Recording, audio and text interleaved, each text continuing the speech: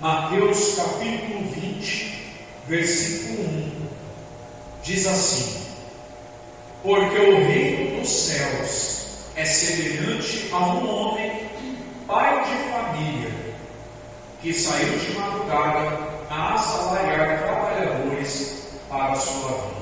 Vamos repetir mais uma vez, só essa primeira parte, tá? Porque o reino dos céus é semelhante a um homem, pai de família. Mais uma vez. Porque o reino dos céus é semelhante a um homem, pai de família. Você que trouxe a Bíblia, levante. Vamos falar com o nosso Pai. Pai, muito obrigado por essa palavra. Senhor, que não seja eu, mas o Teu Espírito Santo ensinando e instruindo a cada um de nós. Nós viemos aqui, Pai, como filhos que querem escutar o conselho do Pai, a correção, a instrução, a orientação, como Teus alunos, Tu que és o nosso Mestre, Espírito Santo, que o Senhor Jesus Cristo disse que Tu nos ensinarias todas as coisas, nos faria lembrar das palavras dele e nos guiaria em toda a verdade. Que a Tua palavra venha nos fortalecer nessa manhã, venha gerar força em nós, alegria, paz e tudo de bom, em nome do Senhor Jesus. Amém. Amém. Pode se assentar e dê uma salva de palmas para o Senhor, nosso Deus. Irmãos, o Senhor Jesus Cristo é maravilhoso. Eu gosto muito quando Ele falou essas palavras, porque o Senhor Jesus, Ele está dizendo sobre um reino. E o reino é um lugar, uma sociedade que é guiada por um rei. Ou seja, tem um rei que está sentado sobre o trono e que esse rei, ele governa. Esse rei, ele cuida para que tudo que aconteça nesse reino, para que todos os que moram nesse reino tenham uma vida boa. Porque se o rei é bom, a vida do povo é boa. Isso está escrito em Provérbios também. Então existe um reino. Os judeus, na maioria das orações deles, eles falam uma palavra assim: Melechá Olam. Melechá Olam significa rei do universo. Então eles veem Deus como o rei do universo. E nós precisamos ter isso na nossa cabeça. Por quê? Na oração do Pai Nosso: Pai Nosso que estás no céu, santificado seja o vosso nome, venha a nós o teu reino. Então esse reino, ele vem de algum lugar. E de onde que ele vem? Dos céus. Então não é o reino da terra que vai definir a tua vida, é o reino dos céus. Nabucodonosor achava que o reinado dele era definir o destino de Sadraque, Mesaque e Abednego. Mas quem definiu o destino deles quando eles foram jogados na fornalha de fogo, não queimou eles, foi o reino dos céus. O rei Dario achou que o decreto que ele fez ia definir a morte de Daniel, mas foi o reino dos céus que prevaleceu. Que o que ele disse: vive, rei. O rei foi triste já, disse que o rei dormiu, disse que ele foi uma tristeza. Ele falou: Daniel, será que teu Deus te livrou, Daniel? E ele, quando Daniel respondeu, ele falou: não, meu Deus mandou um anjo vem de onde? Do céu. Então o que definiu o livramento da vida de Daniel foi o reino dos céus. E isso para mim é muito lindo, porque esse reino dos céus foi trazido pelo nosso Senhor Jesus Cristo. Ele está acessível a nós. Por isso que ele fala: buscar em primeiro lugar o reino e a sua justiça. Então se ele está falando para buscar, é porque está alcançável. É ou não é verdade? É porque está disponível, sim ou não? Sim. Então olha que rei maravilhoso nós temos. O rei do universo, que para prestar atenção em nós. Agora, o que eu acho mais bonito aqui é que essa palavra ela tira várias escamas dos nossos olhos, tira várias camadas, porque muitas pessoas às vezes deixam de chegar perto de Deus porque elas se acham sujas, elas se sentem sujas. Deus não falou que ela está suja, ninguém mas ela se sente excluída. Ela acha, não, para mim servir Deus, eu tenho que ser muito limpo, eu tenho que ser muito pura. Mas na verdade é o contrário que acontece. Porque ninguém sozinho consegue ser tão puro para chegar até Deus. Senão não precisava Jesus morrer por nós. Ninguém se salva a si mesmo, senão a gente não precisava de um Salvador. Quando uma pessoa está se afogando na praia, quem que ele chama? Por que essa pessoa não sai da praia sozinha, não sai da água sozinha? Não consegue. Assim somos nós. A palavra Salvador é sinônimo de salva-vidas. Então, às vezes, a pessoa está se afogando no pecado, ela acha que para se chegar a Deus, ela tem que sair do mar, mas não é você que sai do mar, é Jesus que tira você de lá. Agora, o que eu acho bonito também aqui que a gente aprende, que são várias camadas, é que Deus tira a camada da separação. Porque muitas pessoas não buscam Deus e até fogem de Deus. Você sabia que tem gente que foge de Deus? Quem sabia? Tem gente que foge de Deus. Quem fugiu de Deus? Adão.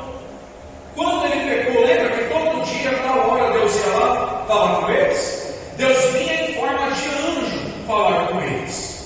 Vocês sabem que Deus se manifesta assim, né? Em forma de anjo? Quem sabia? Na teologia se chama teofania, quando Deus se manifesta em forma de anjo. E por que Deus faz isso?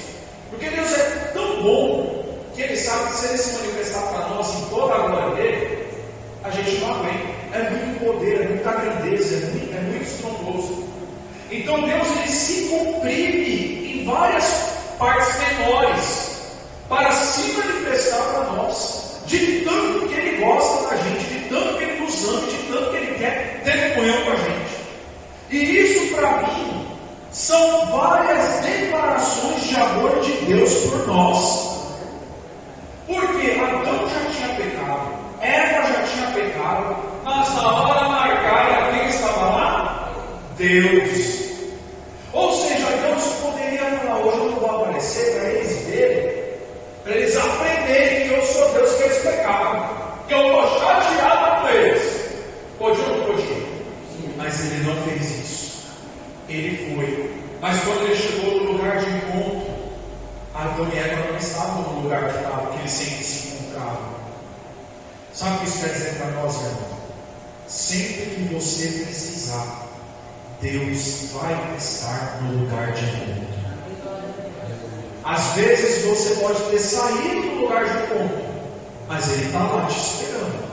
E quando você quiser e você voltar, Ele vai estar lá de braços abertos para você.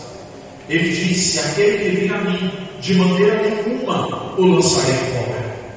Você veio até Ele vai te abraçar como o pai que abraçou o filho pródigo. Ele não vai jogar na tua cara os seus erros. Ele vai te abraçar com amor. E veja que Adão começa a se esconder, e Deus está chamando Adão, Adão. E ele escondido. Aí ele vê que Deus está insistindo, porque Deus insiste em nós. Deus não desiste da gente. Adão, Adão, cadê você, Adão? Aí tem uma questão. Deus sabia, Mateus, onde Adão estava? Sabia. Mas por que Deus não foi lá? Ah, te achei. Porque Adão estava se sentindo como? Culpado. Adão estava com vergonha de Deus. Eva também. Eles estavam com vergonha. Então eles fugiram de Deus porque eles estavam com vergonha de Deus. Deus não estava com vergonha deles, mas eles estavam com vergonha de Deus. Mas Deus estava continuando chamando, porque apesar da vergonha, o amor de Deus continuava sendo mesmo. E Deus não constrange ninguém, Deus não faz ninguém passar vergonha. Então Deus não ia lá, já sabendo que eles estavam envergonhados, para deixar eles mais envergonhados ainda. Por isso nós temos que tomar cuidado com o que a gente fala, principalmente aqui na frente, na igreja, nos cultos. Porque Deus não gosta de envergonhar ninguém. Assim como ninguém gosta de ser envergonhado, Deus não gosta que ninguém envergonhe ninguém. Quando Deus então pega Adão, e o engraçado é que fala na Bíblia que eles estavam nus, né, que eles estavam se sentindo nus. Foi a resposta que Adão falou para Deus: Senhor, eu não fui aí porque eu estou com o Senhor, eu estou com vergonha.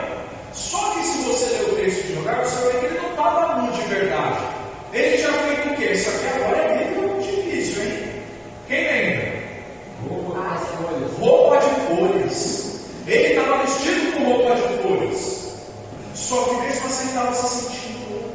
Isso representa o ser humano, que sai do lugar de encontro, ele tenta se cobrir com um monte de coisa, que ele tenta preencher o vazio dele, mas ele não consegue. Enquanto ele não volta para o lugar de encontro, e ele percebe que só Deus preenche a alma dele, ele vai pegando o fone, ele vai pegando o que vem na frente, e vai tentando se preencher. Mas apesar daquela roupa, ele ainda se sentia nu, porque não era o que Deus tinha preparado para ele. Quando Deus vem até ele, tem aquela conversa séria com ele, o amor de Deus permaneceu, mas a consequência e a conversa teve, assim como numa família, e nós vamos falar disso já. Então, ele conversa com eles e troca a roupa deles, e diz que Deus então, o próprio Deus, sacrifica um cordeiro, faz uma roupa de pele e veste eles. Isso já era profecia sobre Jesus, que é o Cordeiro de Deus que foi sacrificado. E hoje, quando nós chegamos até Deus, Deus não vê a nossa nudez espiritual. Nós somos cobertos pela pele do Cordeiro, que é Jesus Cristo. Voltando para cá. Então, o reino de Deus, Deus não criou uma barreira. Toda vez que o homem se afastou de Deus, a iniciativa do afastamento foi do homem, nunca foi de Deus. Pode observar isso. E toda vez que o homem se achegou a Deus, Deus se chegou ao homem. Ele mesmo disse: chegai-vos a mim, e eu chegarei a vós. Agora, quando nós vimos aqui dentro dessa palavra ainda, que eu acho muito maravilhoso, é que Jesus quebra essa barreira do complexo de inferioridade. Da pessoa achar assim, eu acho que você já deve ter ouvido isso. Deus não fala com o homem não, comedor de arroz e feijão. Quem já ouviu isso? Né? Agora, quando Jesus senta ele já nem comeu. É normal. A questão qual que é? É que Jesus quebra isso aqui. Que ele fala que o reino dos céus, não é da terra o reino? É dos céus. Só que ele é semelhante a o homem é do céu ou é da terra? Da terra. Então aqui Jesus está fazendo um elo, uma conexão, uma ligação entre o reino dos céus e o ser humano. Então ele está querendo dizer que esse reino que é dos céus não está longe de você, ele é semelhante a você. E aqui é interessante, porque isso mostra quanto a vida humana é sagrada, quanto a vida humana é santa. E isso vai tirando de nós a culpa e o peso, porque tem pessoa que se sente muito pecadora além do que tudo. Eu era de uma igreja, a igreja não pegava isso, mas ela tinha uma obreira, que toda vez que ela teve oportunidade, toda vez também não, mas a maioria das vezes, ela falava assim: irmão, vamos orar, porque tudo é pecado, só o fato da gente falar já é pecado, o que eu estou falando aqui agora já é pecado. Na cabeça dela funcionava assim. Aí eu fui pensando, ela tinha uma filha, e a filha dela não falava com todo mundo. Eu pensei de cabeça baixa. Aí eu pensei: meu Deus, imagina como essa criança cresceu, ouvindo que tudo é pecado, que tomar banho é pecado, que não tomar banho também é pecado, que colocar saia é pecado, que não colocar saia é pecado, que não tem que não fugir, tudo é pecado. A pessoa, ela perdeu a noção do que verdadeiramente é pecado em Tito. Vocês sabem que tem um livro na Bíblia chamado Tito, né? Quem sabia disso? Tito. É um livro da Bíblia. O apóstolo Paulo fala assim: tudo é puro para os puros. E aí ele fala: mas para os impuros, tudo é impuro. Porque tudo está na cabeça da pessoa. E aqui é que está o nosso tesouro. De tudo que se pode guardar, guarda o teu coração. Mas é o que menos as pessoas guardam. Porque o coração é o quê? A mente. E a nossa mente, ela é igual ao nosso ouvido. Eu estou falando e você está ouvindo. Tem como você não me ouvir? Não é igual ao olho. O olho você fechou, você não está vendo mais nada. Agora o ouvido não tem jeito, ele está sempre aberto. A nossa alma é assim. Ela vai coletando as informações, ela vai armazenando tudo que ela escuta, que ela vê. E às vezes a gente não está tomando cuidado com isso. A questão é: se Jesus está falando que o reino dos céus é semelhante ao homem, o homem, ele necessidades, sim ou não? Beber, comer, dormir, se movimentar. Então Deus está falando que assim como o céu é sagrado, a tua vida também é sagrada. Por isso eu falo, se você achar que culto é só na igreja, você ainda não entendeu o conceito total do culto. A nossa vida inteira é um culto. Até quando você está lá dando sinal do ônibus parar, é um culto. Um bom dia que você dá para alguém, que às vezes você muda a vida da pessoa, é um culto a Deus, porque você está respeitando o que há de sagrado na outra pessoa. Por isso Deus não gosta de falar mal uns dos outros. Porque quando você está falando mal de alguém, você está falando mal de uma coisa que é sagrada, que é a vida de outra pessoa. Você não sabe o que aquela pessoa está passando. Você não sabe o que aquela pessoa, por que aquela pessoa está agindo daquela forma. Só Deus sabe, só Deus vai entender. A questão é que, se a tua vida é santa, se a tua vida é sagrada, então você precisa cuidar dela com amor. Você precisa cuidar dela com carinho. Porque você é precioso, como o reino dos céus é precioso. E quando você começa a se ver assim, até na tua vida particular, você começa a melhorar. Porque você olha para a sua vida e você pensa, o reino dos céus não é assim. Então na minha vida não pode ser assim também. Então eu vou orar a Deus, onde que eu estou errando? Porque a nossa mente, a nossa vida, ela é igual um rádio.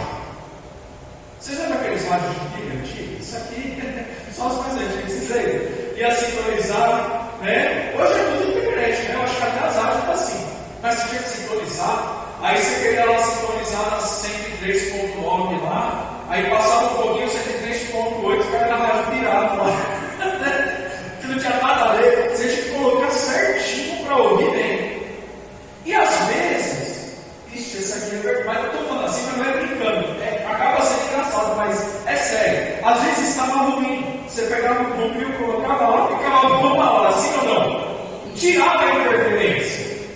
E às vezes ficava chiado quando o sinal não era bom. Mas aí está a questão: o sinal estava ali constantemente. De todas as rádios estavam ali. Mas ele só captava e emitia na caixa se ele estivesse na mesma sintonia. E é o que Deus quer que nós estejamos sintonizados no reino dos céus. Porque a nossa vida só vai emitir o sinal está aí, o reino dos céus está aí para nós, o reino de Deus está aí. Mas a gente só consegue receber e transmitir conforme a gente consegue se sintonizar na vontade de Deus. Isso é muito importante. E aí ele diz: o reino dos céus é semelhante a um homem, pai de família. E aqui é que eu acho bonito. Porque o pai de família, qual a função dele? Trazer o sustento para dentro de casa. Então o reino dos céus traz o sustento para nós. O pai de família, se o filho está doente, ele tem que providenciar a cura, o remédio dentro daquilo que ele pode. Então o reino dos céus é um reino de cura, que vem trazer a cura para nós. O pai de família, ele tem que cuidar da sua esposa. Ele é o pai de família, então ele tem a família, ele tem a esposa. Então ele tem que cuidar da esposa e mais que a Bíblia fala, ensina. As mulheres até escolheram o marido. Vocês sabiam disso? Que a Bíblia ensina as mulheres a escolher o marido. Sabia disso? Sim. Quando ele fala assim, que o marido tem que amar a esposa como Cristo amou a igreja. Então, se o seu marido não te ama como Cristo amou a igreja, não é ele. Porque a pessoa que Deus recomenda para você é alguém que ame você como Cristo amou a igreja. E ainda diz assim o versículo, que por ela se entregou. Então, se o seu marido não tem a coragem, não estou falando de morrer na cruz, estou falando, mas ele viver para você, então alguma coisa está fora da sintonia, tá bom? Então veja bem, mas também se o homem também ensina, também ensina. Fala sobre a mulher sábia, né? Que edifica a casa, etc. Enfim, as recomendações estão aí. A questão qual é? O pai de família, ele tem também que proteger a família. Mira, eu vou precisar da sua ajuda. Mateus 24, 43. Olha só. Mas considerar isso: se quem, O pai de família, soubesse a que vigília da noite havia de vir o ladrão, o que ele faria?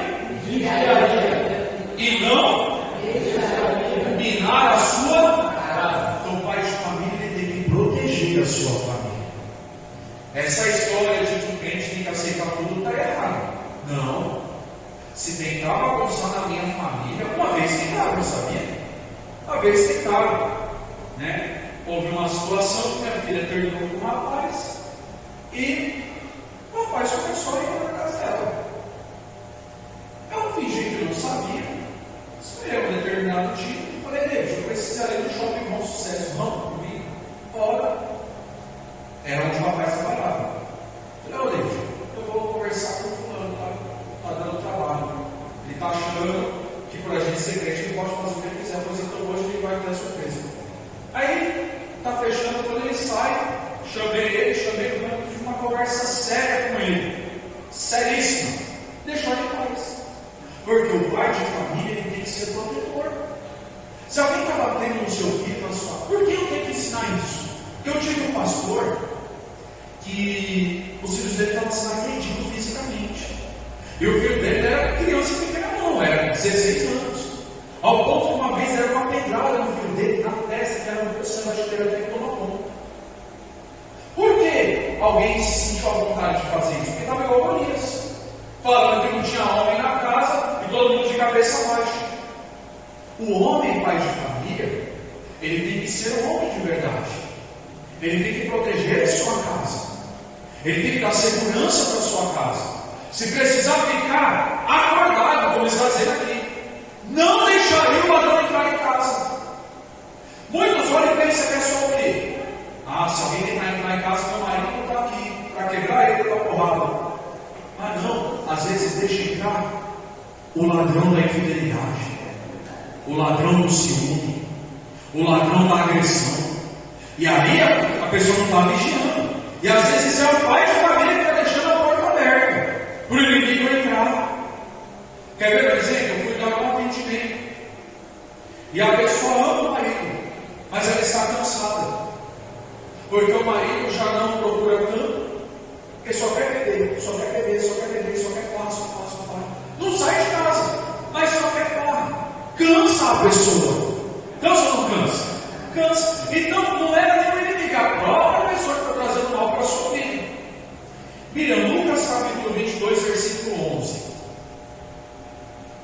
Então, tudo isso reflete o reino dos céus. Se você está sintonizado no reino dos céus, o reino dos céus também vem na tua casa te defender do ladrão. Lembra de Eliseu? Foram na casa de Eliseu, olha que audácia, moça. Foram na casa dele para pegar ele, cercaram a casa dele. Geazi, que era o menino que ele criava, abriu a porta de manhã, se deparou com um monte de gente armado, fechou a porta e voltou. Ele chamava Eliseu de pai, meu pai, tá aí um monte de gente armada, acho que quero pegar a nossa. Eliseu levanta bem sossegado e fala: fique em paz. Mas são os que estão com a gente que estão com eles. Você não abre o olho do menino para ele ver? Quando Deus abre a visão do menino vê cavalos e cavalos de fogo ao redor da casa. Por quê? Porque Eliseu estava sintonizado no reino dos céus. Então, quando o inimigo tentou entrar na casa dele, o reino dos céus veio na hora e falou: aqui você não entra, porque aqui tem um servo de Deus. Para confirmar ainda mais, Eliseu ora: Deus, deixa esses homens cegos. Na hora, todo mundo, ficou cego. Diz que ele manda todo mundo dar a mão, imagina cego. Os soldados de condado. Vamos comigo que eu vou levar vocês para quem vocês querem. E foi levar para porque eles não foram por causa de Eliseu. Eles queriam matar Eliseu, porque tudo que eles clamavam como rei de Judá, Deus revelava para Eliseu primeiro. Aí Eliseu avisava o rei, e o rei se protegia.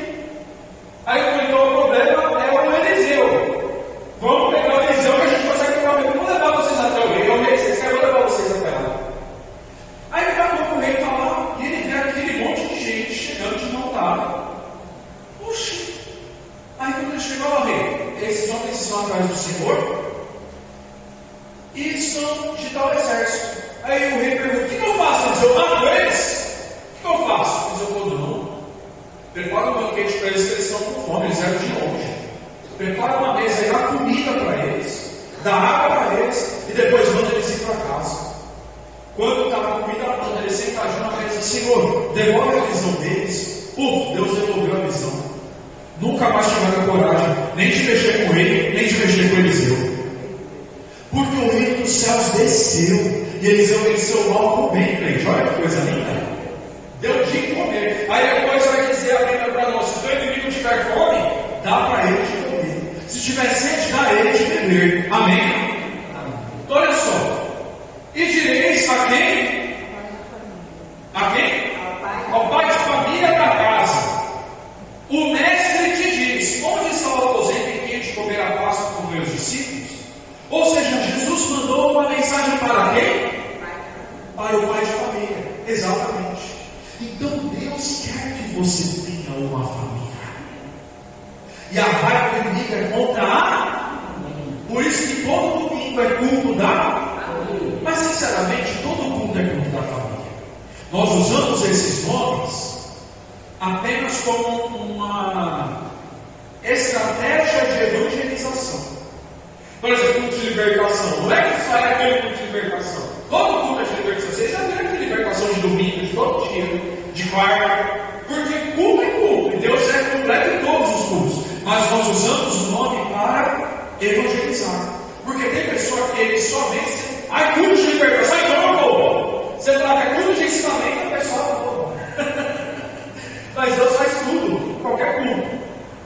A questão é, Deus sempre fala com o pai de família. Amém? Então Deus, nosso Senhor Jesus Cristo, quando a gente está sintonizado no reino, Ele manda mensagem para nós. Então eu vou ter uma família abençoada, você também vai ter uma família abençoada. E Deus fala para você, viu, Mariana? Você vai ter uma família abençoada. Sua família, sua. Que Deus vai fazer vir de você. Porque o amor que você tem pela sua família, dá bem que você já tem. Mas Deus vai te dar da sua família e você vai ser muito feliz na sua família. Pode escrever, está sendo gravado, mas você pode anotar também. Eu já não posso nem falar isso para você escrever, já está gravado. Tá? Você vai ter a sua família abençoada em nome do Senhor Jesus Cristo. Diga graças a Deus. Então, você vê o pai de, você vê como o Espírito Santo dirige. Tem gente que nem sabe que aparece a palavra pai de família na Bíblia. Em algumas passagens a gente já falou só de pai de família e tudo saindo da boca de quem? De Jesus. Amém? Pai de família. Sabe o que isso significa para nós? Que nós temos que ter o culto na nossa casa. Por isso eu falo, o culto não é só a igreja, é tudo. É o bom dia que você dá para o seu filho. É o bom dia que você dá para a sua filha. Uma vez eu acordei e Deus colocou assim no meu coração. Pergunta, põe na mensagem assim: você já beijou seu filho hoje? Só essa pergunta. Eu falei, tá bom. Você já beijou seu filho hoje? Pois não é estado. Eu pensei que só eu mesmo pensar com o nosso outro, que está filósofo hoje. Mas não.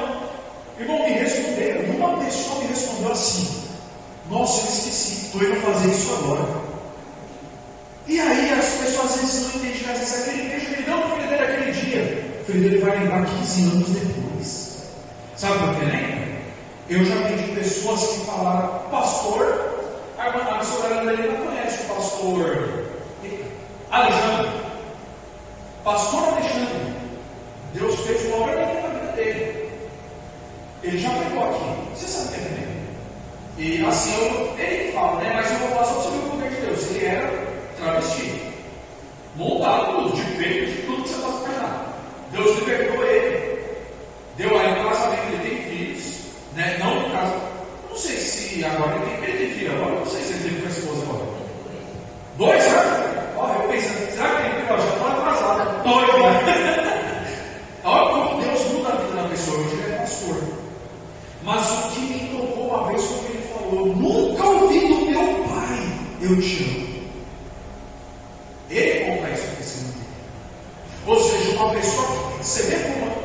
Então, se ele lembra que o pai dele nunca falou, pode ter certeza que o beijo que você dá no seu filho, eu te amo, que você fala para o seu filho vai lembrar depois. E isso também é um culto a Deus. Por isso que ele tem raiva da família. Por isso que ele quer colocar um contra o outro. Por isso que ele quer fazer a família. Porque onde tem uma família sintonizada no reino dos céus, o inimigo não consegue consegue bagunçar nada, porque tem a proteção divina naquela casa. Então tá. Lucas 22, 11.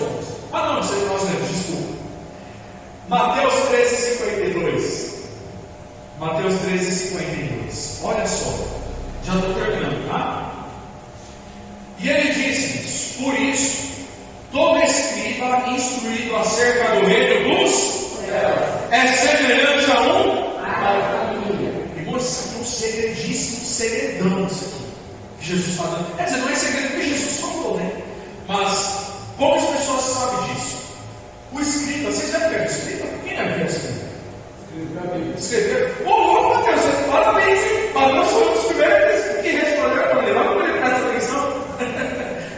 Não tinha máquina de xerox, não tinha nada disso. Então as pessoas eram na mão, irmão. Imagina o homem lá. E na internet ainda existe escribas hoje, sabia?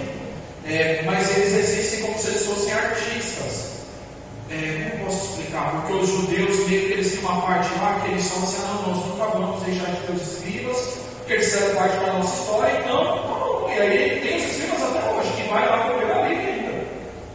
Inclusive, o que eu li, que eu fiquei assim, maravilhado, é um padre, e ele escreveu o Novo Testamento na língua original, na mão, na letra original. Eu falei: gente, olha a paciência esse irmão tem. Se depender de paciência, ele está no céu já. A questão qual que é? O escriba é instruído, ou seja, ele sabe o que está na Bíblia, ele conhece de cor.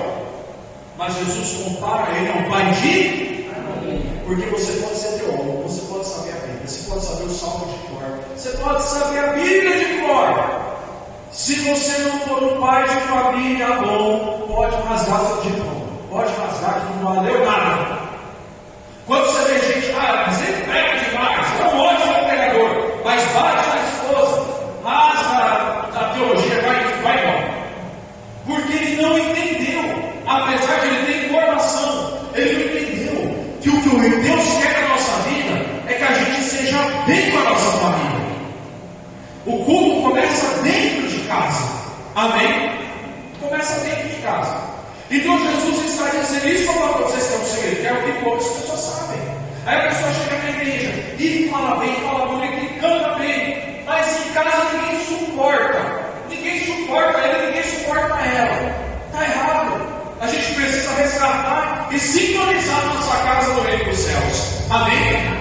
E quando ele fala que tira do seu tesouro coisas novas e velhas, ele está falando sobre uma coisa interessante. Lucas 6,45. Irmão, vocês acreditam que essa palavra toda Deus não deu em casa? Eu até escrevi isso antes de eu vir para o mundo. Por isso que é importante. Às vezes os irmãos acham: nosso pastor chega em cima da hora, não, eu estou me preparando, que aí eu consigo orar com privacidade. Amém? Eu consigo buscar Deus com privacidade.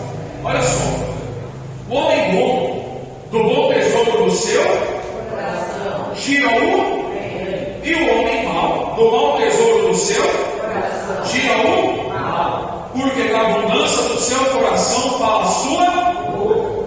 Então, acabamos de falar sobre o escriba que tira do seu bom tesouro, que agora nós entendemos que é o coração, coisas novas e velhas. Ou seja, aquela pessoa que ela quer sabedoria da experiência, e da experiência dela ela vai trazer para você: não, filho, é assim, assim, assim. Eu já passei por isso, é assim, assim, assim. E o que é a coisa nova? É quando você está ali, a pessoa está precisando de uma orientação e Deus te fala: diga isso e isso. É uma coisa que você não sabe, é uma coisa nova que surgiu ali naquele momento. Quem que Deus diga amém? Só que esse homem bom, esse escriba, esse pai de família, só consegue fazer isso se o coração dele estiver cheio do reino dos céus. Por isso a sua mente tem que ser protegida. Irmão, tem programas que não entram na minha casa. Cidade Alegre. Qual que é o outro lá da Bandeirantes? Lá é Balanço Geral. Quer dizer, nem sei se é da Bandeirantes. Bandeirantes existe? Nem sei se existe. O que mais? Não entra. Quando começaram a falar do Covid, teve gente que ficou chamada. Todo o Covid era Covid. Irmão, você tinha acabado de fazer o exame. Acabei de fazer o exame. Acabou de ser o resultado. Aí eu cheguei em casa com uma pessoa: não, mas você fez o exame, acabei de fazer. Irmão, eu acho que uns 5 minutos.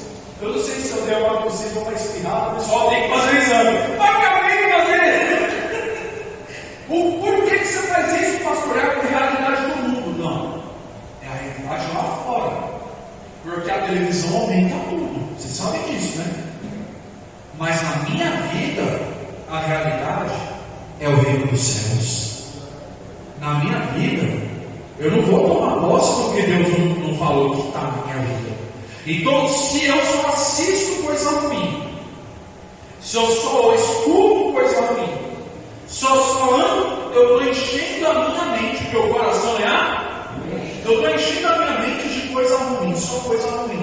É claro que eu vou ficar ansioso, é claro que eu vou ficar com síndrome do pânico, é claro que eu vou, porque eu estou enchendo eu disso.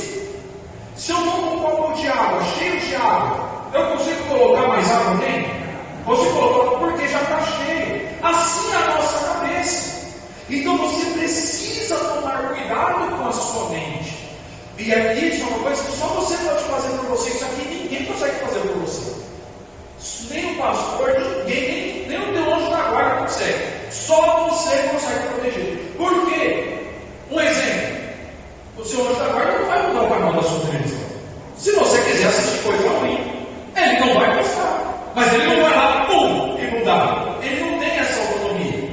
Mas você tem. Você está na internet e pior que televisão, né? Você escolhe realmente o que você quer assistir. Então, quando a gente fala para evitar algumas coisas, não é porque queremos te controlar, até porque principalmente o pastor Rodrigo não controla ninguém.